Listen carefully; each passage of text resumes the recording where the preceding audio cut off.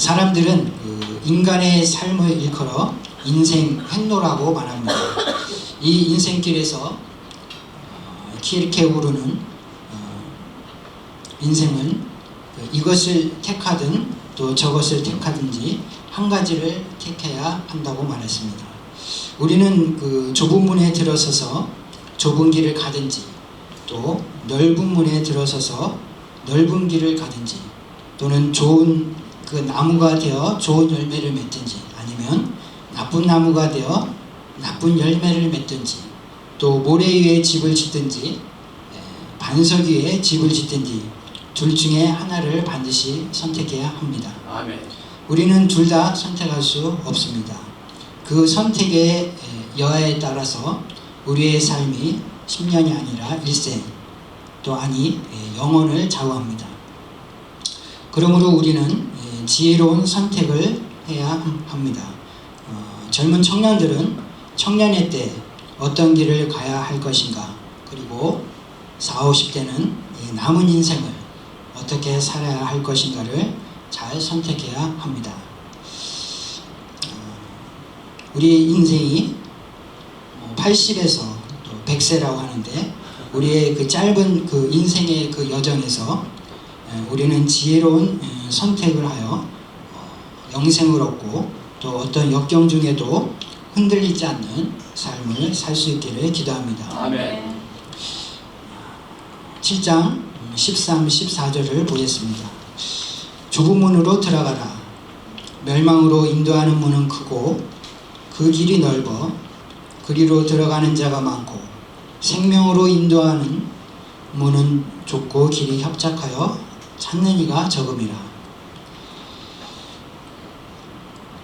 우리는 어제 철로역정 산책길을 걸으며 모두 좁은 문을 통과하였습니다.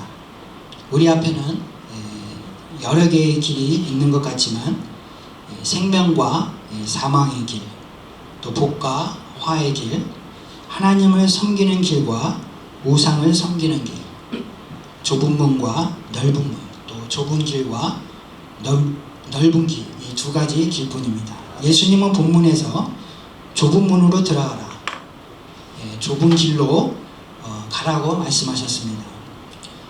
그러나 사람들은 이 말씀에 의아하게 생각합니다. 군자는 대로 행이라는 말이 있습니다. 아니 왜 넓은 길을 버리고 좁고 험한 길을 택하냐, 이렇게 반문할 수 있습니다. 또 넓은 길을 걸으면 편하고 좋은데 왜 좁은 길을 택하라 하는가 생각할 수 있습니다. 그러나 오늘 성경 말씀을 깊게 생각해 보겠습니다. 첫째, 좁은 문을 들어가야 합니다.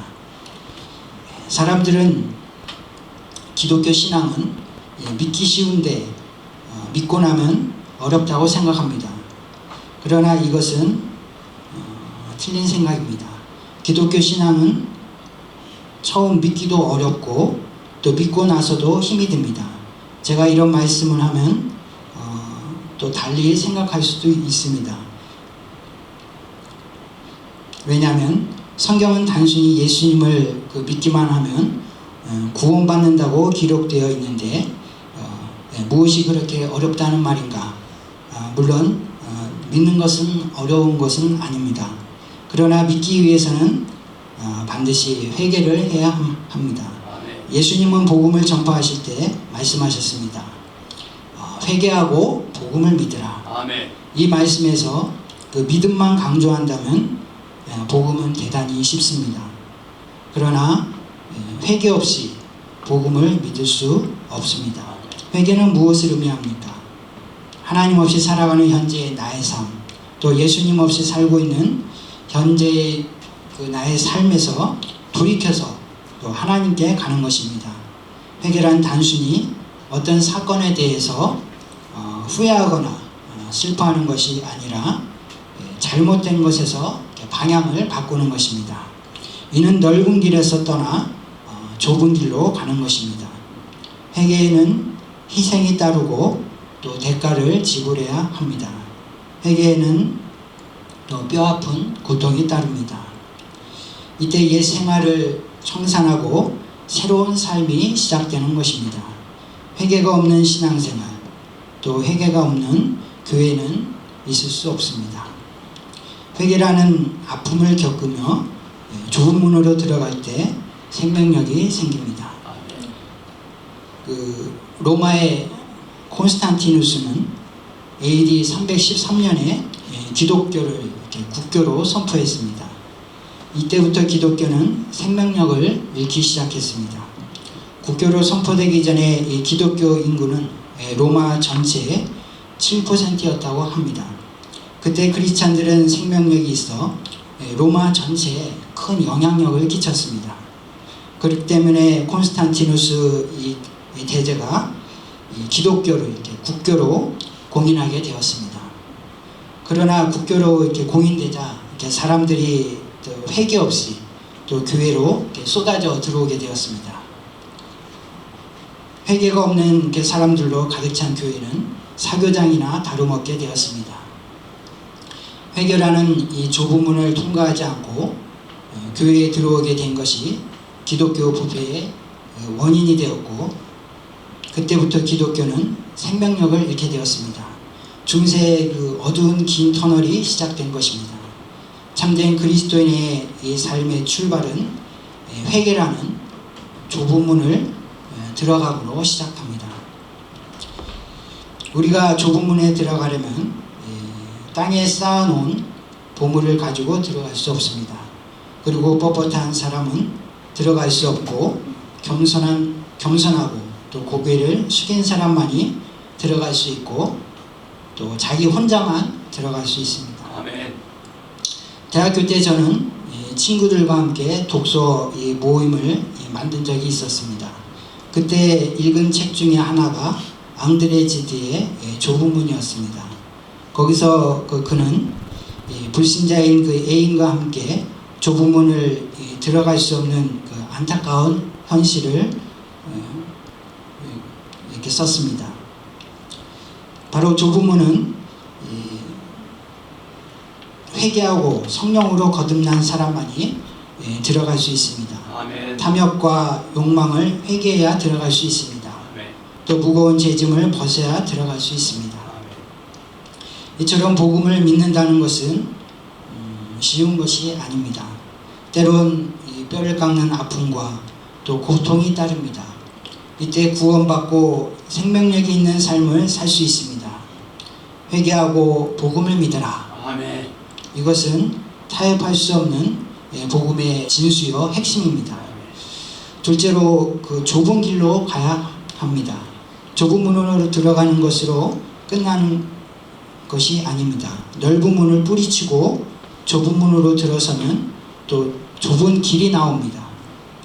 우리는 계속해서 이 좁은 길을 걸어가야 합니다. 그래서 믿음이란 믿기도 힘들고 또 믿은 후에도 어려운 것입니다. 철로 역정을 보면 크리스찬이 장망성을 떠나 좁은 문을 통과하여 또 좁은 길을 갈 때 끊임없는 많은 유혹들이 생깁니다. 이처럼 우리가 좁은 길을 가고자 할 때 많은 것들이 우리를 유혹합니다. 정욕과 쾌락과 욕망이 유혹합니다. 회의와 또 안일한 생각들이 저희를 유혹합니다. 또 물질과 명예와 권세들이 우리를 유혹합니다. 또 넓은 길에서 살던 옛 습관들이 우리를 유혹합니다. 그리고 이 길에는 고난과 핍박이 따릅니다. 그러므로 끊임없이 자기 절제와 인내의 훈련이 필요합니다. 바로 이것이 성화 과정이라고 할 수 있습니다. 이것이 또 수준 높은 크리스찬의 삶입니다. 반면 멸망으로 인도하는 문은 크고 그 길이 넓어 그리로 들어가는 자가 많습니다.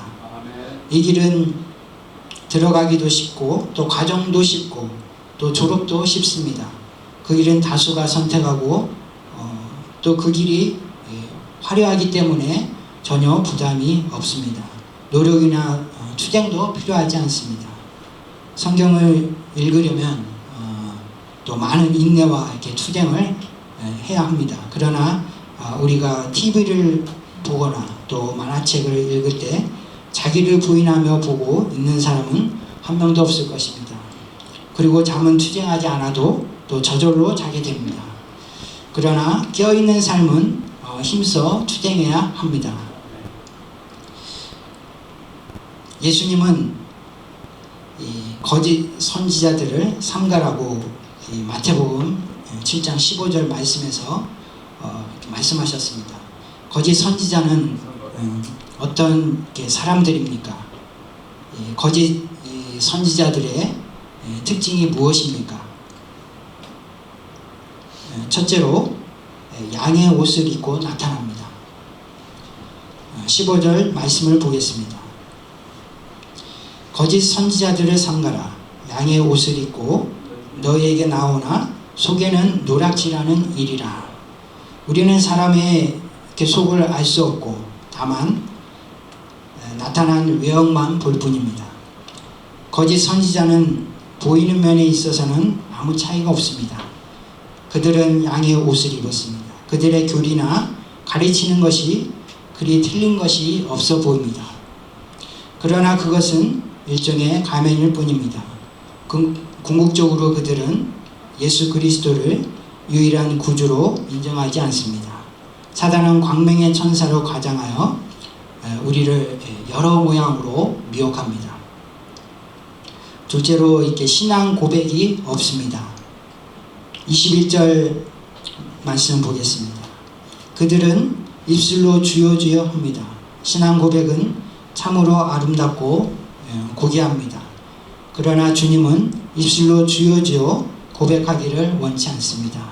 성경은 우리가 마음으로 믿어 의에 이르고 입으로 시인하여 구원에 이른다고 말하였습니다. 그런데 저들은 입으로 주여 주여 하지만 마음으로 믿지 않았습니다. 저들은 형식은 있지만 내용이 없었습니다. 입으로 주여 주여 하지만 신앙 고백이 없었습니다. 셋째로 이적을 행합니다. 22절 후반절 말씀을 보겠습니다. 주의 이름으로 선지자 노릇하며 주의 이름으로 귀신을 쫓아내며 주의 이름으로 많은 권능을 행하지 아니하였나이까 하리니. 우리나라 사람들은 어느 나라 사람들보다도 현상이 약합니다.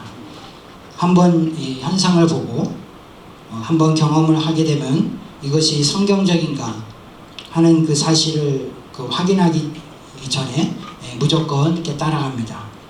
이단들은 이런 현상과 또 체험에 약한 심리를 교묘하게 이용하여서 우리를 미혹하게 됩니다. 넷째로는 열매가 없습니다.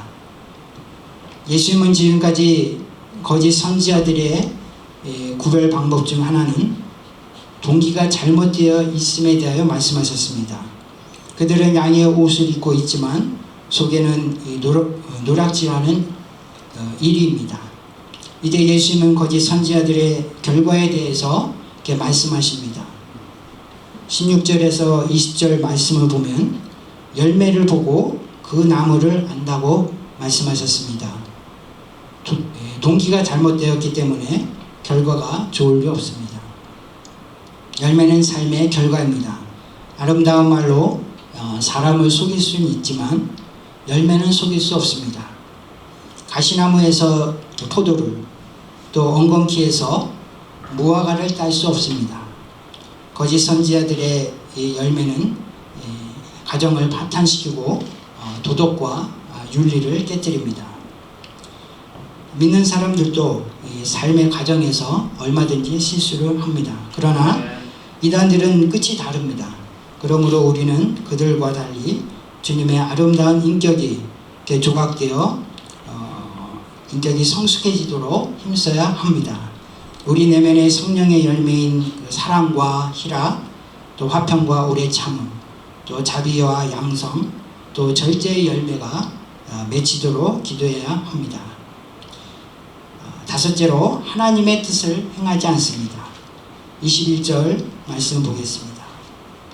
나더러 주여 주여 하는 자마다 다 천국에 들어갈 것이 아니요 다만 하늘에 계신 내 아버지의 뜻대로 행하는 자라야 들어가리라. 아멘.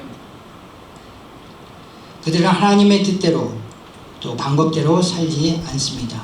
예수님은 이런 사람들을 불법을 행하는 자들이라고 책망하시고 내게서 떠나가라고 말씀하셨습니다. 참된 성도는 하나님께서 원하시는 삶을 삽니다. 하늘에 계신 아버지의 뜻대로 행합니다. 그런 사람만이 천국에 들어갈 수 있습니다. 다 함께 24절, 25절을 읽어보겠습니다. 시작.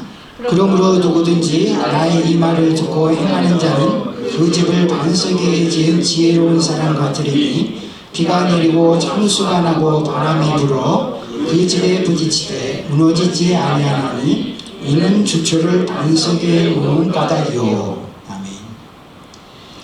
그러므로 누구든지 나의 이 말을 듣고 행하는 자는 그 집을 반석 위에 지은 지혜로운 사람 같으리니 비가 내리고 창수가 나고 바람이 불어 그 집에 부딪히되 무너지지 아니하나니 이는 주초를 반석 위에 놓은 까닭이요. 예수님의 말씀을 듣고 행하는 자는 그 집을 반석 위에 지은 지혜로운 사람과 같습니다. 비가 내리고 창수가 나고 바람이 불어 그 집에 부딪혀도 무너지지 않습니다.